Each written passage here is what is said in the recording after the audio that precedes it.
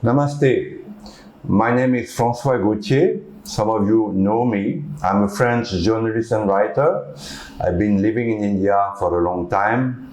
I'm married to a wonderful lady called Namrita, who's Indian from Delhi. I have been covering India as a young journalist, and particularly when I was covering the Kashmir problems in the 90s and 2000.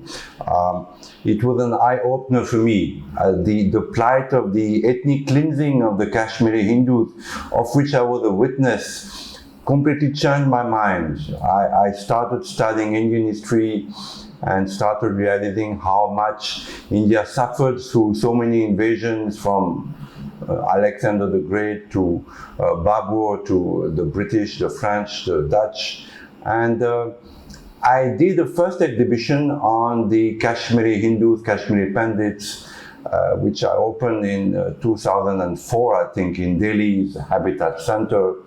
And then after that, because I studied Indian history, I did an exhibition on Aurangzeb, on Naxalism, on Darashoko, and so many other people.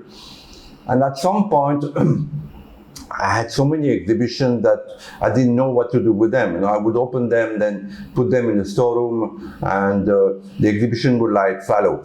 I started writing books also approximately to the same time. I have written a number of history books on India because I quickly realized that Indian history has been written mostly by the British, and that in 1947 the historians, many generations of historians showed not to change what the British had said. And in this British history, of course, the Hindus have a very minor role. Often they have a negative image, and many of the invaders of India have been glorified.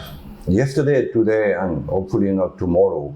People like Aurangzeb, whom I know very well because I studied him intensely, and we have an exhibition on him, was a very cruel man, not only to Hindus, but also to his own father, whom he poisoned, his sons, whom he imprisoned, his brother Darashoko, whom he had beheaded for apostasy.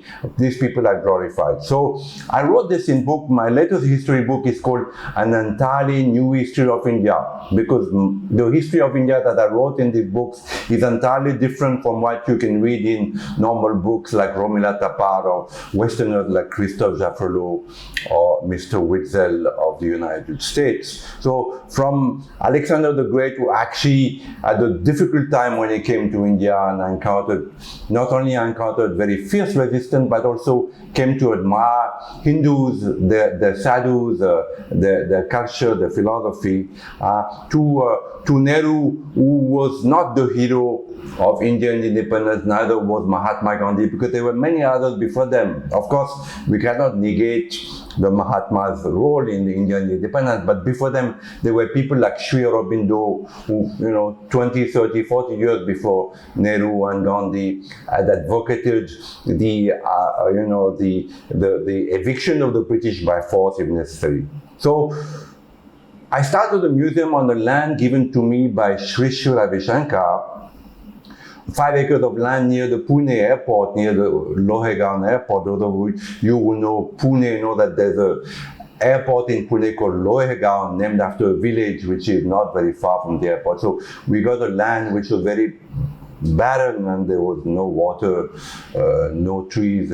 We got the land, but I'm very grateful to Sri Sri for that, about 5 kilometers away from the airport. And then we started planting trees and finding water, and eventually built a museum. Today we have 22 pavilions. We have a temple dedicated to Bharat Mata and Shivaji Maharaj, and we have a pandit, even Heart Living trained pandit, who does daily artis and pujas, and whenever there is a new exhibition, inaugurates the exhibition and does homas also. We have one of our halls on Maharana Pratap, which has a homa, which has a fire that we use every full moon.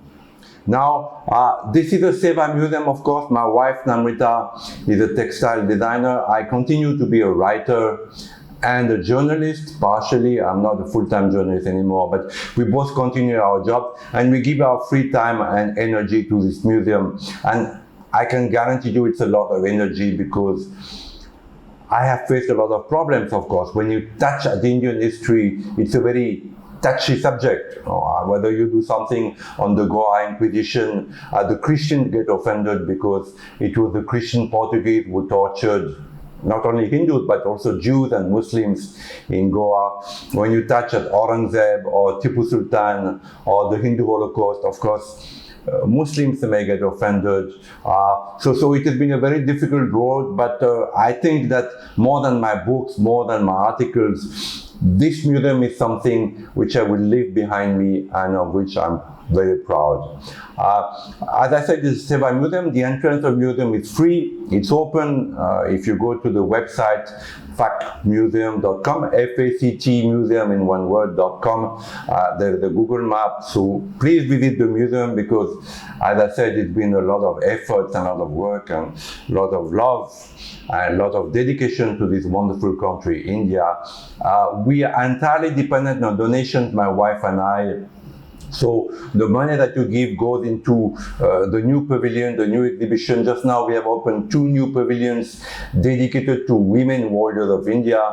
I'm a Frenchman, so we have one very famous woman warrior called Jeanne d'Arc, but India has hundreds of them. You know, there are hundreds of women warriors from all religions, from all sides. You know, the most famous, of course, is Rani of Jhansi, but there's also Rani Kittur Chennamma of Karnataka or Tarabai of Maharashtra. So many of them. The mother of Shivaji Maharaj, Jijamata, was also an extraordinary woman and a warrior in her own right. So we depend on your donations, we depend on your generosity.